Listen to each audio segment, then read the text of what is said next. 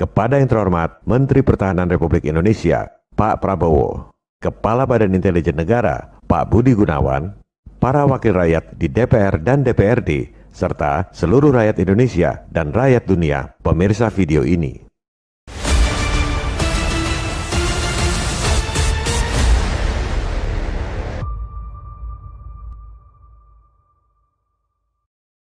Masalah utang negara bukan cuma masalah ekonomi, tapi masalah besar buat ketahanan nasional, kedaulatan negara, dan kesejahteraan rakyat.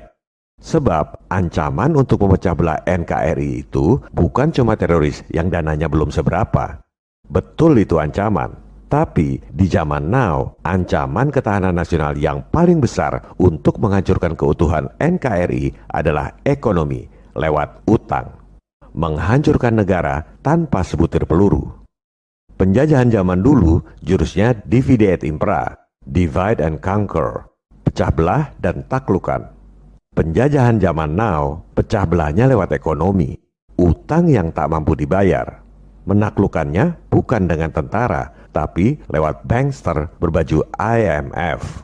Dengan persenjataan seperti apapun, kalau kita sudah nggak bisa bayar utang, kita nggak akan bisa melawan. Utang kalau zaman dulu lewat pinjaman dari IGGI, CGI, dan lain-lain. Bunganya sangat rendah. Itu pun mereka udah untung besar. Karena uang buat utang itu sebenarnya cuma penggandaan uang giral atau uang elektronik lewat sistem perbankan fractional reserve. Uang dolarnya nggak pernah dicetak. Mereka nggak pernah keluar duit sepeser pun buat kasih utang pada kita. Tapi masih mendingan, utangnya sama organisasi. Kalau mau negosiasi, lunasi utang masih terkontrol. Di era reformasi ini, utangnya pada para investor di pasar modal, bunganya jauh lebih tinggi dan sudah nggak bisa dikontrol lagi. Nggak ada negosiasi, nggak ada pemotongan utang. Satu-satunya cara cuma buyback di harga premium.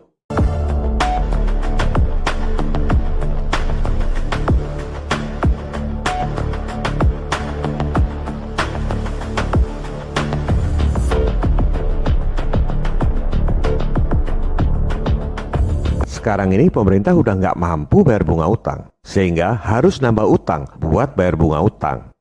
Saat ini elit keuangan dunia masih kasih tambahan utang. Begitu mereka stop kasih tambahan utang, selesai permainan. Default.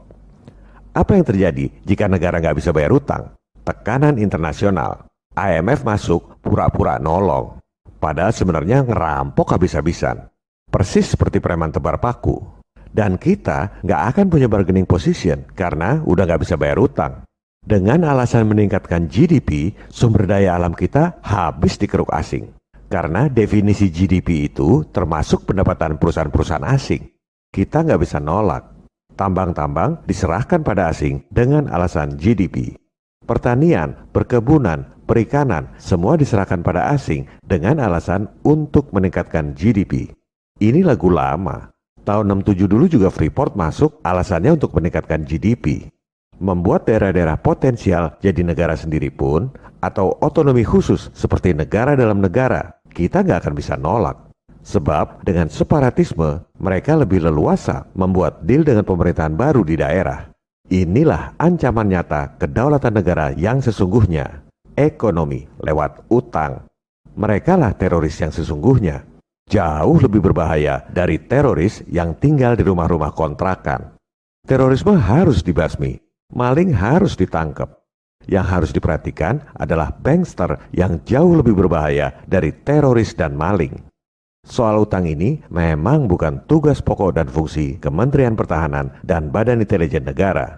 Di sini kami mengetuk hati Pak Prabowo, Pak Budi Gunawan, juga para anggota DPR dan DPRD. Bukan hanya sebagai pejabat, tapi sebagai negarawan yang membela nasib rakyat.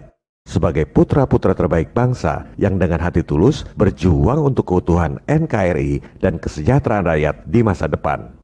Ini adalah persoalan yang sangat serius. Nasib bangsa ini, kedaulatan negara, keutuhan NKRI tinggal tergantung pada tambahan utang itu.